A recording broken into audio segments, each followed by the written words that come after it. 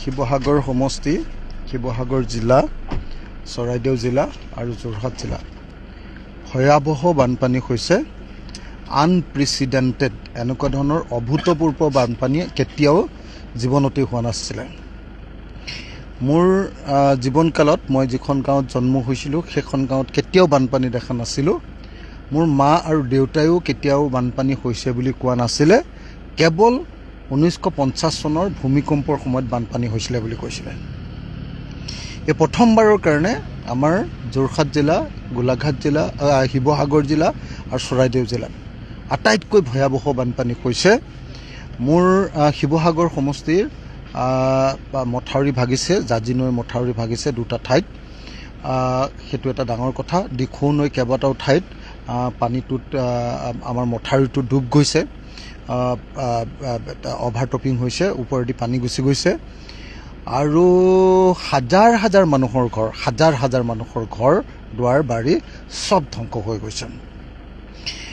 মই ভাবোঁ যে এইটো আচলতে এনেকুৱা বানপানী হোৱাৰ, এনেকুৱা অভূতপূৰ্ব বানপানী হোৱাৰ কাৰণ অকল নাগালেণ্ডত হোৱা বৰষুণ নহয়, নাগালেণ্ডত হোৱা তথাকথিত ডাৱৰ বিস্ফোৰণ নহয়। ডাৱৰ বিস্ফোৰণ হয়তো হৈছে, কিন্তু তাৰ লগত নাগালেণ্ডৰ কোনোবা এটা নদীবান্ধ ভাগি যোৱাৰ কাৰণে, আপোনাৰ পাৱাৰ প্ৰজেক্ট ভাগি যোৱাৰ কাৰণে, জলবিদ্যুৎ প্ৰকল্প ভাগি যোৱাৰ কাৰণে আচলতে এই ঘটনা সংঘটিত হ'বলৈ পাইছে। আমি জনামতে তাততো আপোনাৰ আমাৰ আপোনাৰ কেইবাখনো নদীৰ ওপৰত তাতে তেওঁলোকে নাগালেণ্ডত নদীবান্ধ বনাই থৈছে। এনেকুৱা ভয়াৱহ যিটো পানী আহিছে, যি ধৰণে আমাৰ ৰেল আলি পৰ্যন্ত, আমাৰ চেলেংহাটৰ ৰেল আলি পৰ্যন্ত মানে পানী উঠিছে, ৰেল আলি ভাঙি দিছে। এই যি ঘটনা সংঘটিত হৈছে, এই ঘটনাটো এটা ইতিহাসৰে এটা অভূতপূৰ্ব ঘটনা। মই গৈ আছোঁ, এতিয়া ৰাস্তাতে পাইছোঁহি। খন্তেক সময়ৰ পাছতে মই গৈ নিজে শিৱসাগৰত গৈ উপস্থিত হ'ম। আমাৰ 60% মানুহক এতিয়ালৈকে আমি উদ্ধাৰ কৰিব পাৰিছোঁ। এতিয়াও 40% মানুহক উদ্ধাৰ কৰিবলৈ বাকী আছে। মই অসমৰ মুখ্যমন্ত্ৰী ডাঙৰীয়াক NDRF আৰু SDRFৰ অধিক ফ'ৰ্চ দিবৰ কাৰণে, আৰু কালিয়ে মই বাৰম্বাৰ কৈ আছিলোঁ যে মোক তাতে হেলিকপ্টাৰ লাগে, মোক তাত বায়ু সেনা বাহিনী আৰু আৰ্মিৰ ফ'ৰ্চ লাগে। মই কালিয়ে কৈছিলোঁ, কালিয়ে এডিশ্যনেল চিফ ছেক্ৰেটাৰীক বাৰম্বাৰ মই কৈছিলোঁ আৰু SDMA মই বাৰম্বাৰ কৈছিলোঁ। এতিয়া খন্তেক সময়ৰ পাছতে হয়তো এতিয়া হেলিকপ্টাৰ নামিব আৰু আমাৰ সকলোকে উদ্ধাৰ কৰিব পাৰিম বুলি ভাবিছোঁ। যিসকল মানুহে এতিয়াও যধে মধে ভয় খাই ৰৈ আছে, মই সকলোকে কেম্পলৈ আহিবলৈ অনুৰোধ জনাইছোঁ। আপোনালোকে কেম্পলৈ আহক, গধূলি আমি সকলোৰে খোৱাৰ ব্যৱস্থা কৰিম।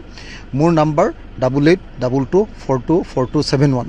মোৰ হোৱাটছএপ নাম্বাৰটো হ'ল 8822424271। এই ফোন নাম্বাৰটোত আপোনালোকে, এই হোৱাটছএপ নাম্বাৰটোত আপোনালোকে কেম্পবিলাকৰ আৰু আপোনালোকৰ সমস্যাৰ বিষয়ে জনাওক। মই খন্তেক সময়ৰ পাছতেই শিৱসাগৰত নিজে থাকি সকলোবিলাক উদ্ধাৰ আৰু সকলো বান সাহায্য শিবিৰবিলাকৰ কাম নিজে সমাপন কৰিম।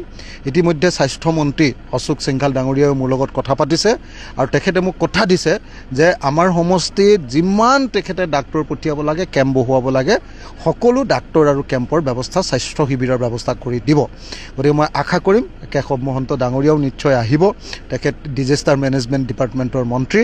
সকলোৱে মিলি যাতে আমি সঁচাকৈ আমাৰ শিৱসাগৰ, চৰাইদেউ আৰু যোৰহাটৰ মানুহক উদ্ধাৰ, তেওঁলোকক বান সাহায্য প্ৰদান, তেওঁলোকৰ যি ক্ষতিৰ এছেছমেণ্ট কৰি তেওঁলোকক ক্ষতিপূৰণ দিয়াৰ ব্যৱস্থা যাতে কৰিব পাৰোঁ, সকলোৱে মিলি কৰিব লাগিব। মই অসমৰ মুখ্যমন্ত্ৰীক এই সময়ত শিৱসাগৰবাসী সমষ্টি ৰাইজৰ কাৰণে সহায় সহযোগ আগবঢ়াবৰ কাৰণে বিনম্ৰভাৱে আহ্বান জনাইছোঁ।